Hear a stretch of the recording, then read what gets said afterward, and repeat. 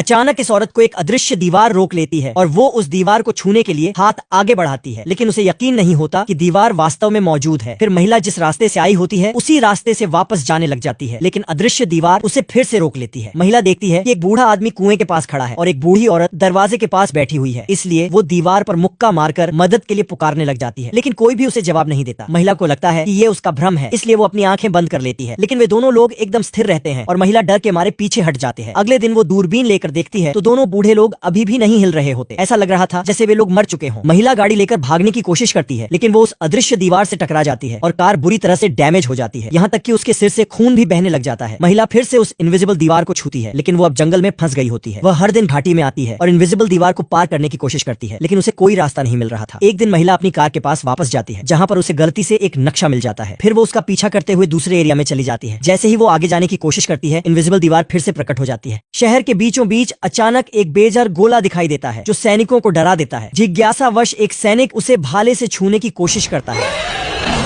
पता चला कि वो बड़े बड़े पंखों वाला एक राक्षसी प्राणी है। सैनिक जल्दी से उस प्राणी को घेर लेते हैं, लेकिन वो राक्षस काफी आसानी से सैनिकों को दूर भगा देता है। फिर वो एक बूढ़े आदमी को पकड़कर हवा में ले जाता है और सैनिक जल्दी से उस पर तीर चलाने लग जाते हैं, लेकिन वो प्राणी पीछे मुड़ता है और हरे रंग की बिजली छोड़कर सभी तीरों को नीचे गिरा देता है। फिर वो तुरंत वहाँ से उड़ निकलता है और बूढ़ा आदमी जब उठता है तो खुद को आकाश में उड़ता हुआ पाता है और उस प्राणी से पूछता है कि तुम कौन हो। वो प्राणी उसके कपड़ों की ओर इशारा करते हुए बताता है कि कई साल पहले एक गुफा में एक बूढ़े आदमी को रोता हुआ हरी चमड़ी वाला एक बच्चा मिला था। दयालुता से उसने बच्चे को बचा लिया और उसे साधना के लिए एक पवित्र पर्वत पर भेज दिया। अब वो मुसीबत के समय में उस बूढ़े व्यक्ति की मदद करने के लिए आया है।